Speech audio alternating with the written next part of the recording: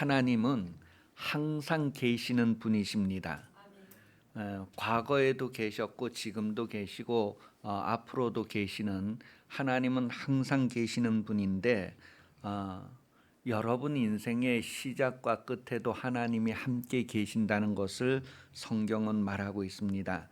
요한계시록 1장 8절에 보면 주 하나님이 이르시되 나는 알파와 오메가라, 이제도 있고 전에도 있고 장차 올 자요 전능한 자라 하시더라 그랬어요. 그러니까 현재나 과거나 미래에도 하나님은 항상 계시는 분이시다, 그렇게 확인해 줍니다.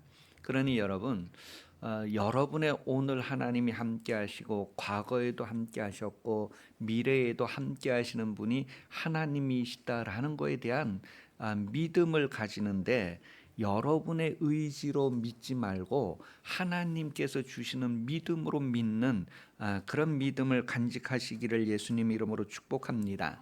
하나님이 주시는 믿음으로 믿기 위해서는 하나님의 의지, 하나님의 말씀에서부터 나오는 믿음을 가지는 거예요. 그래서 믿음은 하나님의 말씀을 들을 때에 생긴다고 했어요.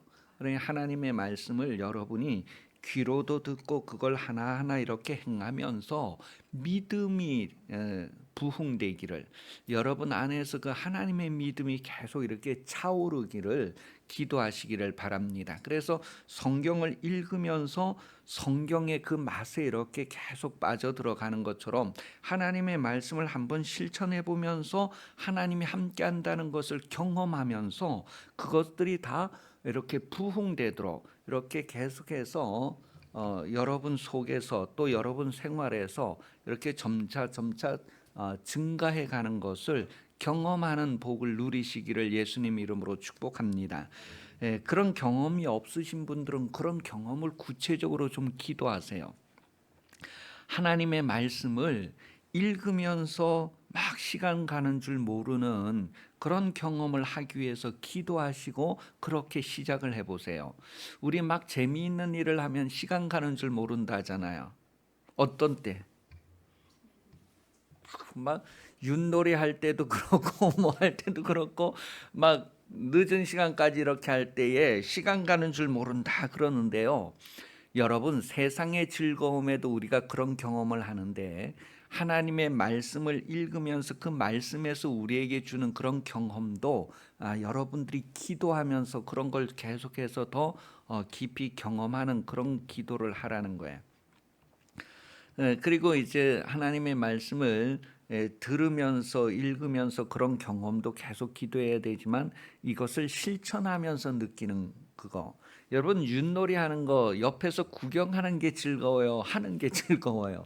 구경보다는 하는 거예요. 하나님의 말씀도 계속 듣기만 하고 뭐 이렇게 남들 하는 것만 듣는 것보다도 나에게서 그것이 경험되어지는 것, 그것이 계속 이렇게 증대되는 것을 기도하시기를 바라요. 그래서 어떤 교회는 막 1년에 500명, 2000명까지 전도했다 뭐 이러는 얘기를 우리가 간증으로 듣는데, 그런 일들이 나에게서 이제 한 사람 두 사람 이렇게 시작되는 것들을 기도하면서 그런 경험하기를 좀 하나님 앞에 간구하시기를 바랍니다.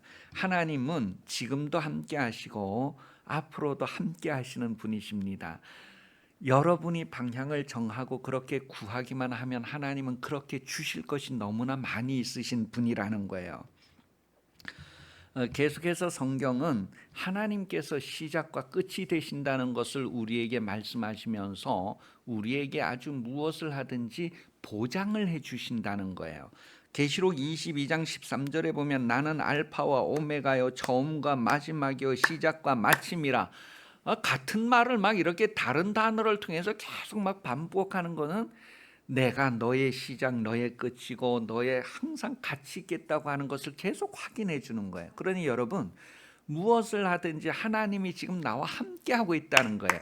내가 막 잘 되는 것도 하나님이 함께 하시고, 내가 아골골짝 빈들을 지나는 삶을 산다 할지라도 하나님이 함께 한다고 하는 것, 그것을 좀 아주 소중하게 간직하고 생활하는 여러분 되시기를 바랍니다. 인생을 살면서 가장 무서워하는 것이 무엇이냐면 죽음이라고 하는 거예요. 로마서 6장 16절에 보면 에덴 동산에서부터 사람들은 마귀의 말을 듣고 마귀의 종이 되었어요. 그래서 이제 평생 동안 마귀의 종 노릇을 하면서 살아가는데, 안 하고 싶은 일도 억지로 할 수밖에 없는 이유가 뭐냐면 죽기를 무서워하기 때문이다. 그래서 죽음이라고 하는 것을 가지고 우리를 계속 종으로 부린다는 거예요. 그런데 여러분, 예수 믿는다고 하는 것은 그 종에서부터 해방되었다는 거예요. 그러니까 예전에 종 노릇하면서 막 죽기를 무서워하는 삶하고는, 성도들하고는 아무 관계가 없는 거예요.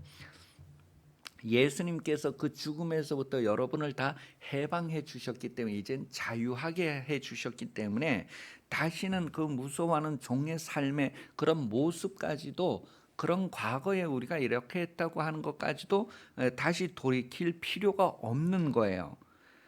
히브리서 2장 15절은 죽기를 무서워함으로 한평생 매여 종노릇하는 모든 자를 놓아주려 하심이다, 그렇게 표현을 하고 있어요.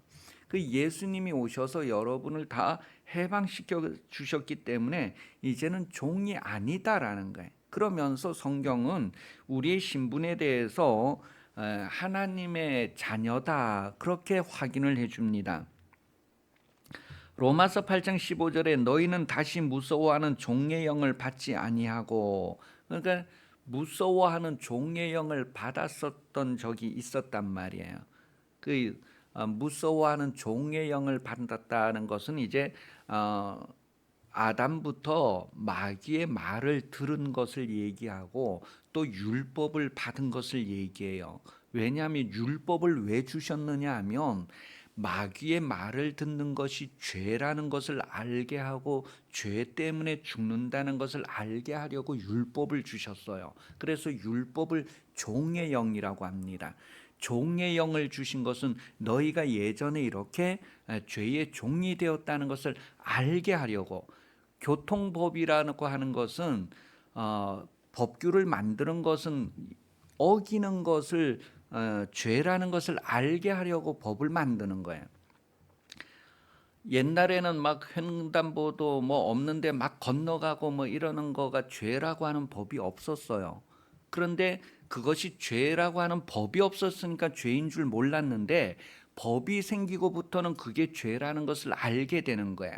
그래서 종의 영을 주시는 것은 너희가 종 노릇하는 이유가 바로 이것 때문이다라는 것을 알게 하려고 종의 영을 주신 거예요. 그래서 우리는 율법을 통하여서 에덴 동산부터 하나님의 말씀을 순종하지 아니하고 마귀의 말을 순종하는 것이 죽을 죄구나 하는 것을 알게 하려고 종의 영을 주신 거예요. 자, 그런데 이제 우리가 예수를 통하여서 이제는 복음을 듣고 하나님의 자녀가 되는 양자의 영을 받았다라는 것을 성경은 말해줍니다. 그래서 양자의 영, 하나님의 아들이 되는 영, 그것은 바로 진리의 말씀을 받아들이고 순종함으로 그렇게 된단 말이에요. 그래서 야고보서에서는 진리의 말씀으로 우리를 낳으셨다, 그렇게 표현해요. 그것을 이제 거듭났다, 중생했다, 그렇게 표현을 하는 거죠.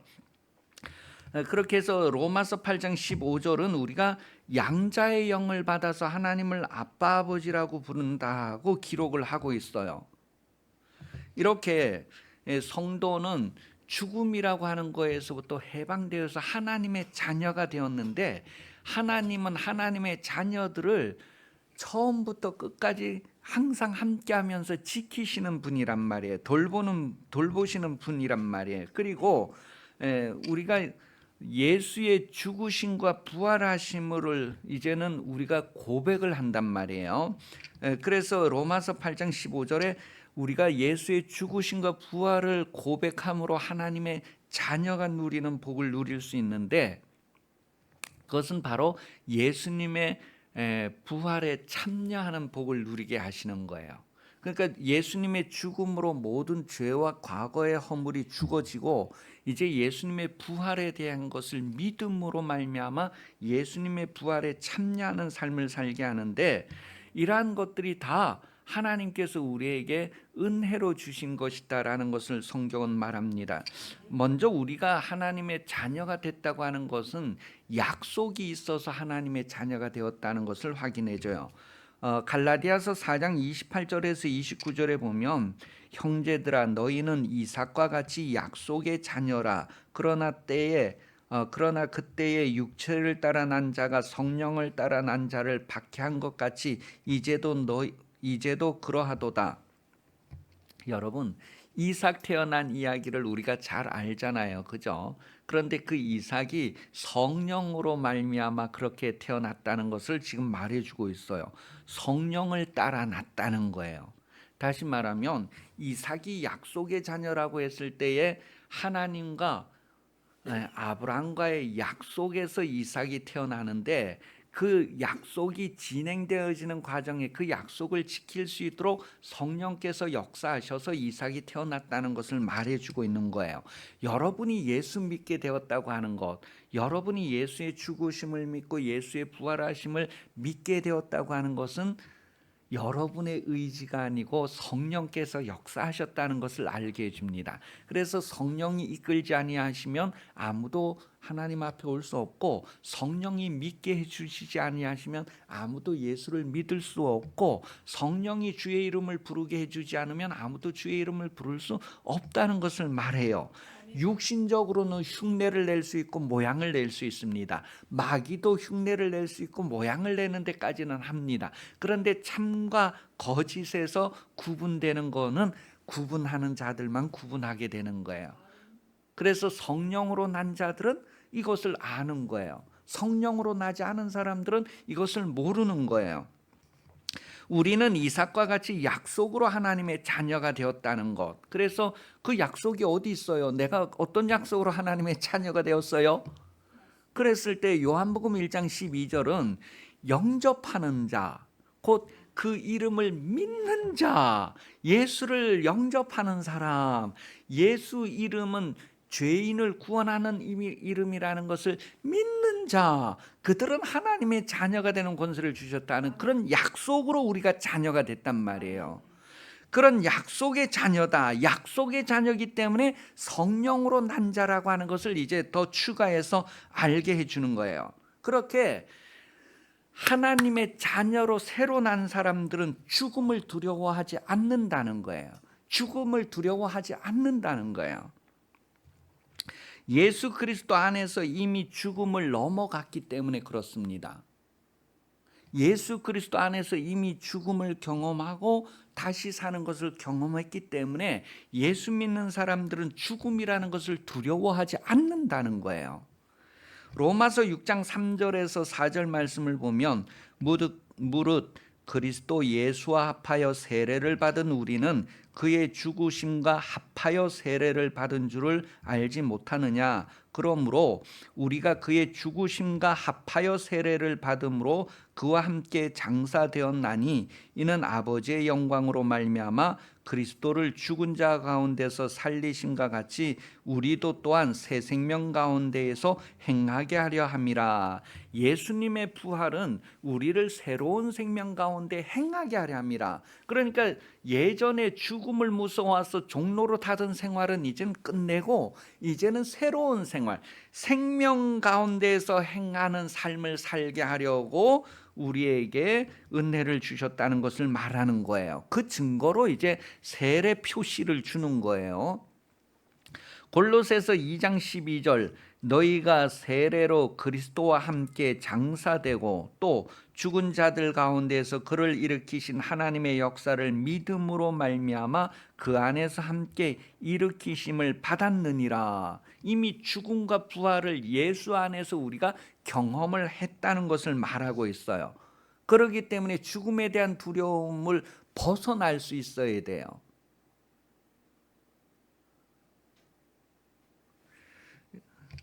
전도서 3장 1절에 보면 모든 때와 시기가 하나님이 정해 주신 것이다라고 말했어요. 모든 것에 모든 일에 시와 때가 있다. 그런데 그것을 하나님이 정하셨다. 그렇게 전도서 3장에서 기록하는데 3장 1절은 이렇게 기록했어요.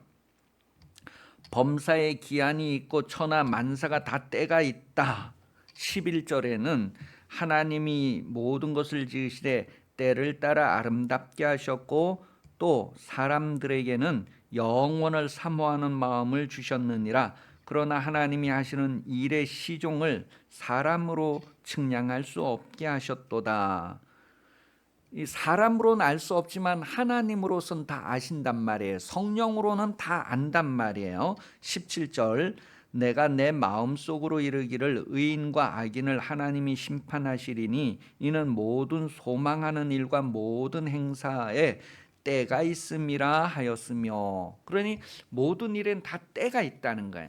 여러분, 여러분이 태어날 때가 있고 여러분이 죽을 때가 있고 그 때를 누가 정해요? 하나님이 정하는 거예요. 그런데 이미 우리는 과거의 죄의 모든 삶으로 인하여서 죽음을 예수 안에서 경험하고 이제는 새로운 삶을 사는데, 이 새로운 삶을 사는 사람들은 죽음을 무서워할 필요가 없어요. 이미 죽음을 지났기 때문에 이제는 생명을 이제 경험하는 삶을 사는 거예요. 하나님께서 죽음도 생명도 예수와 함께 한다는 것을 얘기해 줍니다. 여러분, 여러분의 때에 대해서는 하나님이 다 정하셨으니까 거기에 대해서는 신경 쓰지 말고 하나님이 살게 하는 한은 계속해서 예수와 함께 사는 그런 삶을 이 땅에서 누리게 되는 거예요. 예수 믿는 사람이 세상에서 두려워할 것은 하나도 없습니다. 그러니 하나님의 평안을 누리면서 성품을 다하여서 하나님을 경외하는 삶을 살면 됩니다. 두려워할 게 하나도 없어요. 그러니 이제 평안 가운데서 하나님을 경외하는 삶을 살면 돼요. 요한복음 14장 27절에 보면 평안을 너희에게 끼치노니 곧 나의 평안을 너희에게 주노라. 내가 너희에게 주는 것은 세상이 주는 것과 같지 아니하니라. 너희는 마음에 근심하지도 말고 두려워하지도 말라. 그렇게 기록을 해주고 있어요. 평안이라고 하는 것, 샬롬이라고 하는 것의 그 여러 가지 의미 중에 하나는 다 잘되었다, 그런 의미가 있어요.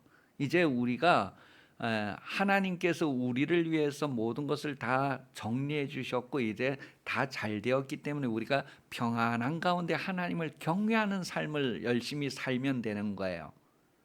그래서 그때 우리의 성품을 다하여서 하나님을 섬기는 삶을 살아야 되는데, 우리의 성품 중에 어떤 한 부분적으로 조금이라도 의심하는 것, 조금이라도 뭔가 하나님에게서 멀어지는 것, 그런 것들이 남아 있으면 이제 무너질 수 있다는 거예요. 그래서 이제 계속해서 우리가 경성해야 될 것을 말해주고 있어요. 자, 우리는 살아가면서 여러 가지 상황과 조건을 만나게 됩니다. 그러니 어떤 상황이나 어떤 조건 속에서도 하나님을 찬송하고 하나님을 경외하는 삶을 성공해야 합니다. 악인의 형통함을 부러워하지 말라고 성경은 말하고 있어요. 우리가 살아가는 동안에는 악인도 함께 있어요. 마치 들판에 알곡과 쭉정이가 함께 있는 것처럼 우리가 살아가는 현실에는 하나님의 자녀와 마귀의 자녀들이 함께 섞여 살아가요. 그런 가운데에서 악인의 형통을 부러워하지 말라 그랬어요. 잠언 24장 19절에 보면 너희는 행악자들로 말미암아 분을 품지 말며 악인의 형통함을 부러워하지 말라. 왜 악인의 형통함을 부러워하지 말라 했느냐 하면 잠언 21장 4절에 눈이 높은 것과 마음이 교만한 것과 악인이 형통하는 것은 다 죄니라. 그러니까 죄를 부러워하지 말라는 거예요. 악인이 형통하는 것은 다 죄이기 때문에 그거 부러워하지 말라, 그렇게 말하고 있어요. 그러나 우리가 살아가는 세상에서는 악인과 하나님의 자녀들이 같이 섞여 살기 때문에 악인들이 잘 되는 거 부러워하지 말라. 죄를 부러워하지 말라는 거예요. 그 결국은 다 헛되고 죽고 사라지고 없어질 것, 그것 때문에 부러워하지 말라는 거예요.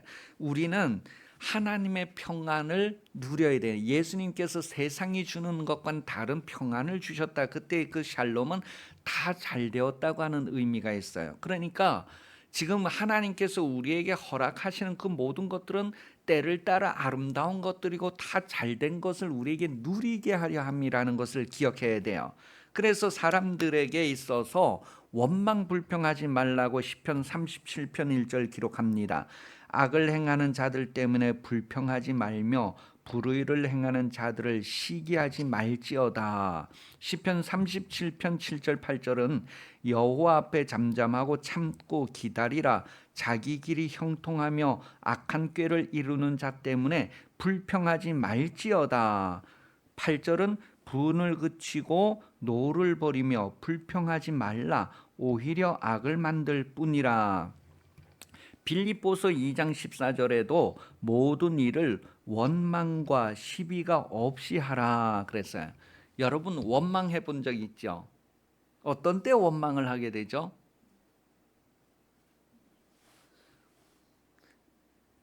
네 말 듣고 내가 투자를 했는데 다 나갔다.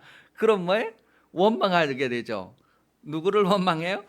나에게 말해준 그 사람. 너의 말을 듣고 내가 투자를 했는데 쫄딱 망했다. 그랬을 때 원망을 할 때 그런 식이잖아요. 그죠?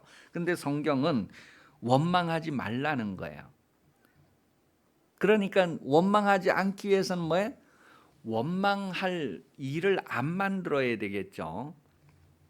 그런데 샬롬을 누리는 사람들은 원망할 일을 안 만들고 원망한 일이 만들어졌을 때에도 원망을 하지 않습니다. 왜냐하면 샬롬을 누리는 사람들은, 주님이 준 평안을 누리는 사람은 이미 죽음이라고 하는 것을 지나왔기 때문에 지금 형편이 바닥을 치는 형편이라고 할지라도 원망 불평하지 않습니다.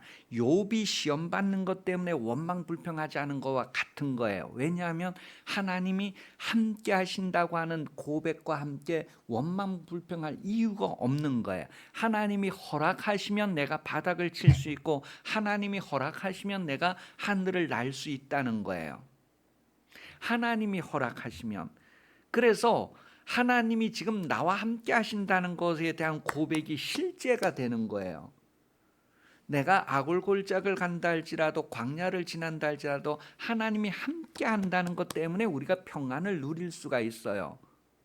문제가 생기면 하나님 어떻게 할까요? 그렇게 하면 하나님께서 해결을 해 주시는 거예요. 그런데 하나님을 찾지 아니하고 우리가 어떻게 해야 될까 막 우왕좌왕하는 거, 그게 바로 풍랑을 만난 제자들이 우왕좌왕하면서 막 이렇게 죽게 됐을 때 이제 원망 불평하는 거예요. 우리는 지금 살려고 몸부림치는데 왜 자고 있습니까? 그건 주님의 평강을 누리지 못하는 가운데에서 이제 그렇게 일어나는 거예요. 죽기를 무서워하는 그런 모습이에요. 그런데 이미 죽음을 통과한 사람들은 죽는 것을 무서워하지 않습니다. 왜냐하면 이미 그것을 지나간 사람들이기 때문에. 그래서 하나님이 주시는 평강을 누리면서 하나님을 경외하는데 모든 것을 다해서 경외하는 삶을 살 수가 있어요. 그 우리가 실제로 일상 가운데에서 불의한 자들과 함께 섞여 사는 가운데 그들의 형통함을 보고 부러워할 수 있는 육체이기 때문에 그 육체의 정욕을 죽이고 그것을 부러워하지 말라는 것을 우리에게 교훈을 해줘요. 서모나 교회라고 하는 그 서모나의 이름의 의미는 모략이라고 하는 의미가 있어요. 향기를 내는 모략의 의미가 있는데 서모나, 이 서모나는 그 7개 우리 그 교회 이야기 나오잖아요. 그죠? 요한계시록에 그 소아시아 지역의 7개 교회 이야기가 나오는데 그 7개 도시 7개 도시 중에 제일 번영한 도시가 바로 이 서머나 도시예요. 그런데 이 서머나 도시에 있는 그 교회는 너무너무 힘들고 어려운 삶을 살았어요. 도시는 이제 그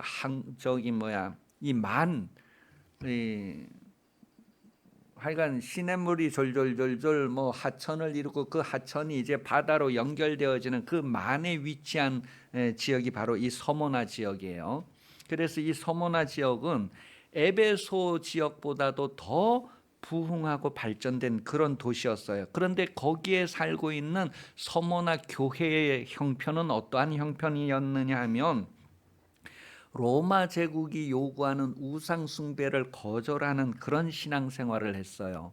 그래서 물질적으로도 가난하고 아주 어려움을 당하는 그런 교회의 모습을 가지고 있습니다. 그러니까 교회도 크게 성장한 그런 교회 얘기가 아니고 작은 교회였고 어렵고 가난한 교회였단 말이에요. 그 어, 처음에 그 순교자들이 나오고 뭐 이럴 때에 여기에 이제 목사님은 순교한 목사님이었어요. 그때는 목사님이라고 안 하고 감독이라고 했는데 폴리캅이 바로 이 서머나 교회 담임 목사님이었고 여기에서 순교하신 분이란 말이에요.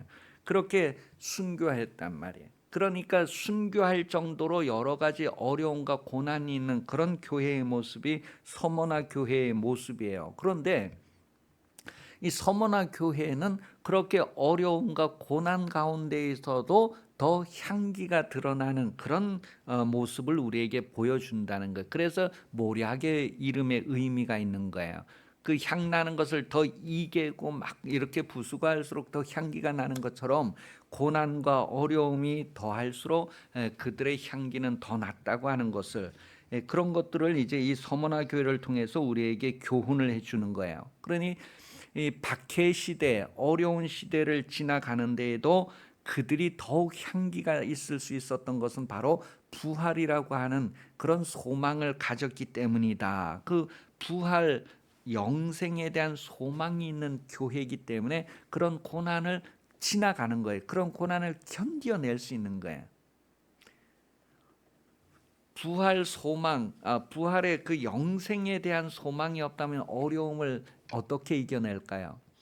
우리가 죽음이 와도 겁내지 않을 수 있는 것은 이미 우리는 예수 안에서 죽음을 지나간 자들, 이미 우리는 영생을 얻은 자이기 때문에 죽음을 겁내지 않을 수가 있단 말이에요.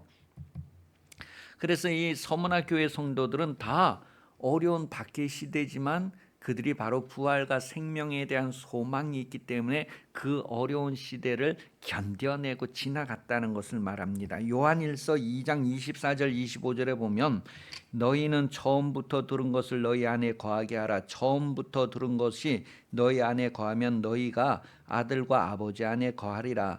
그가 우리에게 약속하신 것은 이것이니 곧 영원한 생명이니라 그랬어요. 우리가 다 영원한 생명을 이미 가진 자이기 때문에 우리는 죽음에 매일 수 없고 죽음에 붙잡힐 수 없고 죽음을 무서워할 필요가 없단 말이에요. 우리 사람도 일반적으로 경험을 통해서 젊어서 고생은 뭐 해서 한다고요? 그 말이 뭔 말이에요? 젊어서 고생은 사서도 한다. 돈 주고라도 고생의 경험이 유익하다는 것을 말하는 거예요. 돈 주고라도 고생을 하라는 거예요. 돈 주고라도. 그만큼 뭐예요? 젊었을 때 고난이나 고생하는 것이 인생에 있어서 유익하다는 거예요. 그걸 일반적으로 경험을 통해서 그런 이야기를 해요. 시대가 뭐를 낳는다고요? 난세가 뭐를 낳아요? 영웅을 낳는단 말이에요. 전쟁에서 충신이 나온다 그런 말들이 있어요. 여러분, 성도가 이 세상 살면서 어려움과 환난을 당하는 것은 바로 면류관을 얻는 방편입니다. 성도가 면류관을 얻기 위해서 이 땅에서 고난을 받도록 하나님께서 잠깐 동안 허락하신다는 거예요. 성경의 그 디모데후서 4장 7절에 8절에 보면 선한 싸움을 싸우고 이긴 사람들에게는 의의 면류관을 준다 그랬잖아요. 그 다음에 베드로전서 5장 3절 4절에서는 충성하는 자들에게는 나중에 영광의 관을 준다 그랬어요. 이때 이 관이라고 하는 말의 의미가 왕관이라고 하는 것하고는 다른 단어예요. 그 왕관을 얘기하는 것이 아니고 승리자에게 주는 이 화관을 얘기하는 거예요. 우리 뭐 축하 화환 보내는 것처럼 그런 화환의 의미, 그 승리자에게 주는 이런 그 그런 의미예요. 그러니 다시 말해서 의의 면류관, 뭐 영광의 면류관, 뭐 이런 것들이 바로 우리에게 이렇게 씌워지는 그런 관을 얘기하는 거예요. 그러니 성도에게 환난을 잠깐 동안 하나님이 허락하신단 말이에요. 욥에게도 그 환난을 허락하셨던 것처럼 허락하시는데, 그 허락하는 이유가 뭐냐면 영광의 관을 위해서 허락하신다는 거예요. 그래서 고난이 없으면 영광이 없다는 거예요. 예수님이 고난이 있었기 때문에 영광에 들어가셨다는 거예요. 우리도 고난이 있어야지만 영광이 들어간다. 그래서 우리가 잠깐 고난 당하는 것을 하나님이 허락한다는 거예요. 그럴 때 우리가 잠깐 고난을 당할 동안에 우리가 변하지 않을 수 있을까? 부인하지 않을 수 있을까? 아, 옛날이요.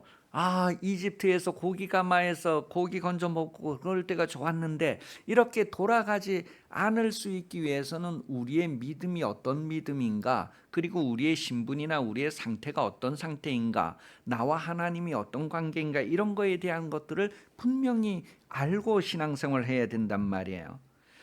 고린도전서 10장 13절에는 사람이 감당할 시험 밖에는 너희가 당한 것이 없나니 오직 하나님이 미쁘사 믿을만 하사 너희가 감당하지 못할 시험 당함을 허락지 아니하시고 시험 당할 즈음에 또한 피할 길을 내사 너희로 능히 감당하게 하시느니라 그랬어요.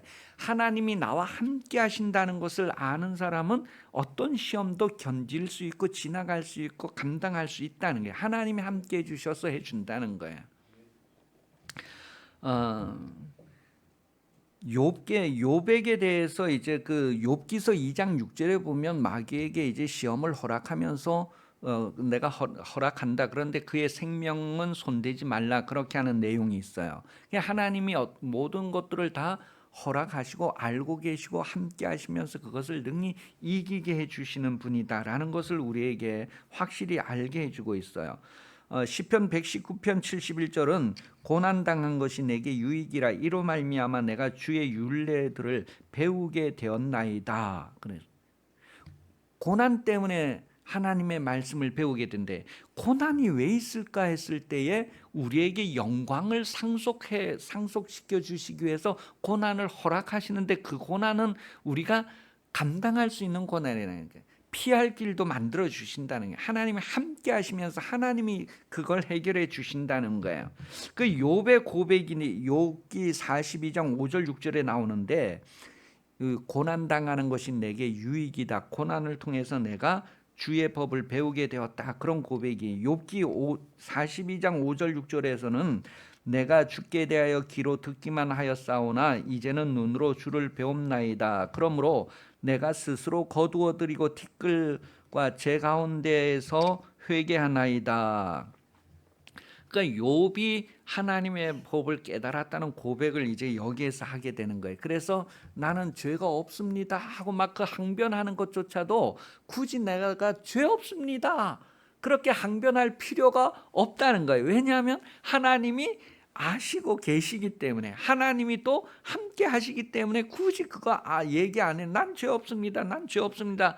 그 친구들이 와서 니는 뭔 죄가 있어, 숨은 죄가 있어서 이런 고난이 일어나는 거다, 다 죄가 있어서 이런 일이 나오는 거다, 막 그런 얘기할 때 욥이 뭐예요? 나는 그러지 않았다, 나는 하나님 말씀대로 살았다, 그렇게 말할 필요도 없다는 것을 욥이 이제 고백하는, 고난을 통해서 하나님을 새롭게 알게 된 거예요. 아, 정말 하나님은 오르신 분이구나. 하나님이 인정하시는데 여기까지 나를 인정하시는구나. 와, 나를 이렇게 인정해 주신 그런 모든 것들을 그냥 확 다 알게 된 거예요.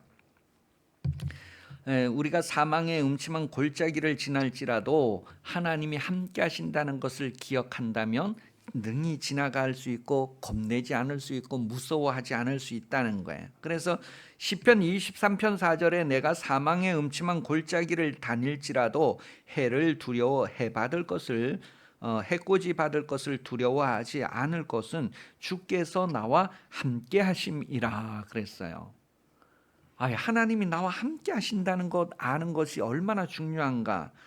그 예수님께서 이 모든 것들을 다 먼저 육신으로 경험을 해 보시고 성도들에게 잠깐 허락하셨다. 그렇게 히브리서 2장 10절에 표현해요. 자, 히브리서 2장 10절. 그러므로 만물이 그를 위하고 또한 그로 말미암은 이가 많은 아들들을 이끌어 영광에 들어가게 하시는 일에 그들의 구원의 창시자를 고난을 통하여 온전하게 하심이 합당하도다. 베드로전서 5장 10절. 베드로전서 5장 10절.